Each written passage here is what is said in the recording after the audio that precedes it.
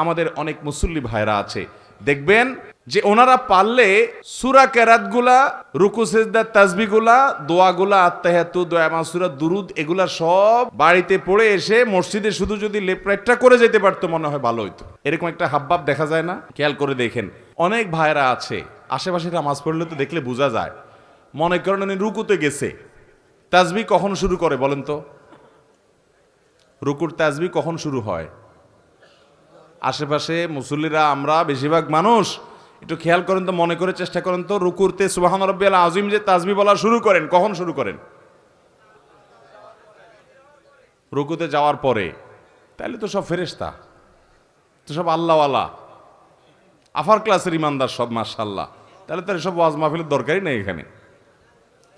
ভাই আমি বলি, এবার শুনেন, রুকুতে যাইতে আল্লাহু আকবার বলে যাওয়া লাগে, তাই না? আল্লাহু আকবার বলে যে রুকুতে যান, খেয়াল করে দেখেন আজকের পর থেকে যে তাসবিহ সুবহান রাব্বিয়াল আযীম শুরুটা কোত্থেকে করেন দেখেন, খেয়াল করে ডানে বামে এবং নিজেরও মুখ দিয়ে কখন বাইর হয়। বেশিরভাগ মানুষই আল্লাহু আকবার বলতে তো কোয়ার্টার সেকেন্ডও লাগে না, হুলস্থুল করে আল্লাহু আকবার বলেই রুকু অর্ধেকে এখনো যায় নাই, আদা আদি গেছে, ওখান থেকে সুবহানাল্লাহ শুরু হয়। এরপরে আবার সুবহান রাব্বিয়াল আযীম, সুবহান রাব্বিয়াল আযীম, সুবহান রাব্বিয়াল আযীম, তৃতীয়বার সুবহান রাব্বিয়াল আযীম, তৃতীয়বার শুরু করে মাথা উঠান শুরু হয়ে যায়। এবার মিলান তো মিলে কিনা দেখেন, তৃতীয়বার তাসবিহ সুবহান রাব্বিয়াল আযীম, সুবহানা শুরু করতে করতে কল্লা উঠানো শুরু, ওইটা পথে বাকিটা সারে ফেলায় উঠতে উঠতে, ঠিক না? এটা তো নামাজের কোনো সিস্টেম না ভাই। 99% মানুষ দেখবেন এভাবে নামাজ পড়ে। নবী সাল্লাল্লাহু আলাইহি সাল্লাম যে ওই সাহাবীকে শিখাইছেন, আসেন এবার সেটার সাথে মিলাই। সেটার হবে কি, আপনি সূরা কেরাত পড়া শেষ, আমরা সূরা কেরাত পড়া শেষ হলে কথার কথা আপনি সূরা ইখলাস পড়লেন, কুল হুয়াল্লাহু আহাদ আল্লাহুস সামাদ লাম ইয়ালিদ ওয়ালাম ইউলাদ ওয়ালাম ইয়াকুল লাহু কুফুয়ান আহাদ, আল্লাহু আকবার। বিশেষ করে রমজান মাসে তারাবিতে দেখেন হাফেজ সাহেবরা পড়ে, আছে না নাই? শুধু হাফেজ সাহেবদের দোষ দিয়ে লাভ নাই, গায়ে হাফেজ সাহেবরাও একই দেখা যায়।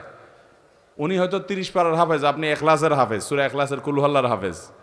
তো উনি যেরকম 4G গতিতে নামাজ পড়ে, আপনার সূরা ইখলাসও খবর নিয়ে দেখেন বেশিরভাগ 4G গতিতে, কুল হুয়াল্লাহু আহাদ আল্লাহুস সামাদ লাম ইয়ালিদ ওয়ালাম ইউলাদ ওয়ালাম ইয়াকুল লাহু কুফুয়ান আহাদ, আল্লাহু আকবার না, ওয়ালাম ইয়াকুল লাহু কুফুয়ান আহাদ বলার পর একটু দম নিবেন, একটু দম নিবেন, অন্তত কোয়ার্টার সেকেন্ড অপেক্ষা করবেন।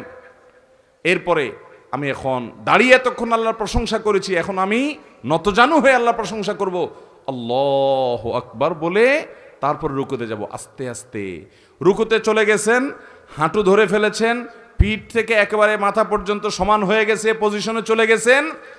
এবার একটু দম নিয়ে শুরু করবেন, সুবহান রাব্বিয়াল আযীম, সুবহান রাব্বিয়াল আযীম, সুবহান রাব্বিয়াল আযীম বলা শেষ, একটু দম নিবেন। এরপরে এবার বলবেন আল্লাহু আকবার বলে উঠবেন, উঠে সোজা হয়ে আবার একটু অপেক্ষা করবেন চুপচাপ। আমাদের এসব টাইম নেই, সামি আল্লাহু লিমান হামিদা, আল্লাহু আকবার, আল্লাহু আকবার, আসসালামু আলাইকুম রাহমাতুল্লাহ, মানে 4G না 5G না কত জি গতিতে নামাজ পড়ে আল্লাহ ভালো জানে। সব জায়গায় গতি ভালো, যার নামাজে যত বেশি সময় নেয়। আজকে আপনাদেরকে একটা কথা বলে রাখি, আপনারা যখন মসজিদে যাবেন একটু খেয়াল করেন ভাইরা, যে কোন মুসল্লিটার নামাজের সবচেয়ে বেশি সময় নেয়। আমি খেয়াল করি, আমি প্রায় সময় বলি, আমার দু একজন বন্ধু বান্ধব আছেন জেনারেল শিক্ষিত, আলেম ওলামা না, ওনাদের নামাজ দেখলে, এরকম কয়েকজন আছে তাদের সালাত দেখলে ভাই আমি তাকায় থাকি। আলহামদুলিল্লাহ আমি নিজে আমার সালাত কিতাবপত্রে পড়েছি, মানুষকে পড়াইছি, শিখাইছি, বলছি, কিন্তু দেখছি যে নামাজ কত সুন্দর করা যায়। 4 রাকাত নামাজ পড়তে 15 মিনিট সময়, 20 মিনিট সময় নেয়, এরকম মানুষও আমি দেখেছি। এটা একদিন 2 দিনের ঘটনা না, প্রায় প্রতিদিনই এরকম নামাজ পড়ে তারা। অনেক বড় বড় ব্যবসায়ী, অনেক বড় বড় শিক্ষিত, শত শত হাজার হাজার মানুষ চালাইতে হয়, এইরকম লোকজন মিটিং সিটিং দুনিয়ার ঝামেলা আছে, সব চলে যাক, নামাজে দাঁড়াইছি, নামাজ শেষ করার কোনো কাহিনী নাই, সব কিছুর আগে ধীরস্থিরতার সাথে নামাজ। ভাইরা আমার, এই নামাজটা আমাদেরকে আল্লাহর সবচেয়ে নিকটে নিয়ে যাবে। যার নামাজ সুন্দর সে সবচেয়ে বড় আফার ক্লাসের মুত্তাকি, যার নামাজ যত খারাপ সে তত নিচু ক্লাসের মুত্তাকি। এই জন্য আমি মসজিদে গেলে খুঁজি যে আমার চাইতে লম্বা নামাজ পড়ানোওয়ালা পাই কিনা, যদি পাই তখন ঈর্ষা করি যে তারে এবার ফেল করতে হবে, আমি তার চাইতে আস্তে আস্তে নামাজ পড়তে হবে। আমি একটু তাড়াহুড়া প্রকৃতির মানুষ, এই যে কথা বলি দেখেন হুলস্থুল করে বলি, ধীরস্থিরতার সাথে কত সুন্দরভাবে মানুষ কথা বলে, আমি পারি না, আমার একটা রোগ, তাড়াহুড়া করে কথা বলি। কিন্তু ভাইরা, আমার মতো এরকম তাড়াহুড়া করা মানুষটাও আমি খেয়াল করি মসজিদে যে 2 রাকাত নামাজ পড়তে বেশিরভাগ মুসল্লি, জেনারেল শিক্ষিত সাধারণ শিক্ষিত মানুষ অনেকে আছেন, কোরআন বা সূরাগুলো এত সহিও না, মাগার মাশাআল্লাহ 2 রাকাত নামাজ আমরা একসাথে শুরু করছি, 10 জন 20 জন 30 জন মুসল্লি মসজিদে আছে, সুন্নত পড়তেছি, কিন্তু দেখি যে আমারে ফেল মারাই দিয়ে তারা সবাই নামাজ আগে আগে শেষ করে ফেলছে। এত গতি তাদের নামাজে। আবার কিছু মানুষ দেখি মাশাআল্লাহ যে আমার অনেক পরে দেখা যাচ্ছে তাদের মাত্র 1 রাকাত শেষ হয়েছে, তখন আমি ঈর্ষা করি, আমি তো এরকম সুন্দর নামাজ পড়তে পারতাম। ভাইরা আমার, আল্লাহর কসম করে বলি, একটা সময় আসবে মন খুলে নামাজ পড়তে চাইবেন, বিশ্বাস করেন ভাই, লিখে রাখেন ডায়েরিতে। আপনাকে যদি আল্লাহ হায়াতে বাঁচিয়ে রাখেন, যুবক ভাইয়েরা, তরুণ ভাইয়েরা, একটা বয়স আসবে মনে চাইবে একটু রবকে মন খুলে সেজদা দেই, একটু লম্বা করে রুকু করি, পারবেন না, অসুস্থ হয়ে যাবেন, রোগবালায় ধরে ফেলবে। বাবারে, সে সময় আসবে না? বৃদ্ধ মুরব্বীদেরকে, চাচাদেরকে জিজ্ঞাসা করেন, চাইলেও ওযু ধরে রাখতে পারে না, নামাজ পড়তে পারে না, চাইলেও পারে না। একটা সময় আসবে চাইবেন, পারবেন না। নামাজটাকে সুন্দর করেন, সময় মতো পড়েন, অনেক রাকাত নামাজ পড়বেন, নফল নামাজ পড়বেন, এটার চাইতে উত্তম হলো ফরজটা পড়লেন, মূল সুন্নতগুলাই পড়লেন, কিন্তু ধীরস্থিরতার সাথে পড়লেন। 10 রাকাত তাড়াহুড়া করে পড়ার চাইতে 2 রাকাত আস্তে আস্তে পড়া অনেক বেশি। নামাজ সুন্দর করবেন তো ইনশাআল্লাহ। হুযায়ফা ইবনে ইয়ামান রাদিয়াল্লাহু তাআলার একটা হাদিস বুখারীতে বর্ণিত হয়েছে। তিনি এক ব্যক্তিকে দেখলেন খুব তাড়াহুড়া করে নামাজ পড়তেছে, উনি ডাক দিয়েছেন, নবীজি সাহাবী, নবী করিম সাল্লাল্লাহু আলাইহি ওয়াসাল্লাম থেকে নামাজ শিখছে, ডাক দিয়ে বলছে, ভাই তুমি এই যে তাড়াহুড়া করে নামাজ পড়লা হুলস্থুল করে, এটাই কি তোমার সব সময়ের নামাজ? লোকটা বলছে, হ্যাঁ, আমি সব সময় এরকম নামাজই পড়ি, এই গতিতেই পড়ি আমি। তখন তিনি বলছেন, শুনে রাখো, নবী করিম সাল্লাল্লাহু আলাইহি ওয়াসাল্লাম থেকে নামাজ শিখা নবীজির হাতে করা সাহাবী বলছেন, শুনে রাখো, এই নামাজ নিয়ে যদি তুমি কবরে যাও, মুহাম্মদ সাল্লাল্লাহু আলাইহি সাল্লাম যে দ্বীন দিয়ে পাঠিয়েছেন, মুহাম্মদ সাল্লাল্লাহু আলাইহি সাল্লামকে আল্লাহ যে দ্বীন এবং শরীয়ত দিয়ে পাঠিয়েছেন, তোমার মৃত্যু তার শরীয়তের উপর হবে না এই নামাজ নিয়ে কবরে গেলে। তাহলে এবার বুঝেন আমাদের নামাজের অবস্থা কি। নামাজ ঠিক করবো তো ইনশাআল্লাহ। মুহতারাম হাজরিন, নবী করিম সাল্লাল্লাহু আলাইহি সাল্লাম তিনি বলেছেন, ইয়া মাআশারাল মুসলিমিন লা সালাতা লিমান লা ইউকিমু সুলবাহু ফির রুকুই ওয়াস সুজুদ, যে রুকু সিজদাতে তার পিঠ সোজা করে না, ঠিকমতো করে না, সময় দেয় না, এই ব্যক্তির নামাজ হবে না। ইবনে মাজার হাদিস, নবী করিম সাল্লাল্লাহু আলাইহি সাল্লাম নির্দেশ করেছেন, আতিমুর রুকু ওয়াস সুজুদ, তোমরা রুকু সিজদাকে ঠিকমতো করো। ভাইরা আমার, ইকামাতুস সালাহ, নামাজকে সুন্দর করে ঠিকমতো আদায় করা, নিয়মিত করা, প্রতিষ্ঠিত করা, এর একটি অর্থ এটাও যে যথাযথভাবে হক আদায় করে নামাজ পড়া। আল্লাহ তাআলা আমাদেরকে ধীরস্থিরতার সাথে নামাজ আদায় করার তৌফিক দান করুন। ভাইরা আমার, এবার আসুন মূল কথা, মনোযোগ দিয়ে ধরে রাখতে পারেন না।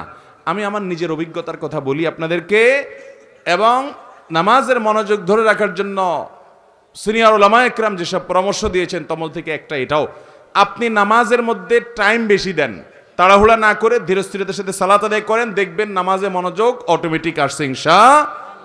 আপনার 4 রাকাত নামাজে কথার কথা সবসময় 4 মিনিট সময় লাগে। আপনি পরিকল্পনা করেন যে আমি 8 মিনিটের আগে নামাজ শেষ করব না, দেখবেন আপনার নামাজ কি সুন্দর হয়। আমি এরকম এক ভাইকে দেখছি যে 4 রাকাত নামাজে 10-15 মিনিটের নিচে শেষ হয় না। আমি জিজ্ঞেস করলাম, ভাই এত লম্বা কি নামাজ পড়েন আপনি, বলেন তো?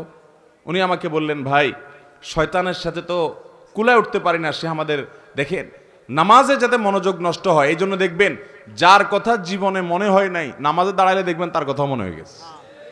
যেই কথা আকথা কুকথা আপনার মনে সব সাধারণ কোনো সময় হয় না, নামাজে দাঁড়াচ্ছেন দেখছেন সব হয়ে গেছে। কারণ ইবলিস তখন আপনার খেদমত শুরু করে দেয়, বলে যে হজরত আপনার এখন এই যে এই কথাটা মনে রাখা উচিত, ওই যে ওই জায়গায় ওইটা না ভুলে গেছেন, এই যে স্মরণ করে দিলাম, দেখবেন সব মনে করাই দিছে। কারণ আল্লাহ কোরআনে বলেছেন, আকিমিস সালাতা লিযিকরি, তোমরা আমার স্মরণের জন্য নামাজ পড়ো। আমাদের নামাজে আল্লাহর স্মরণ ছাড়া আর সব কিছুর স্মরণ হয়, আল্লাহর স্মরণ ছাড়া আর সব কিছুর স্মরণ হয়।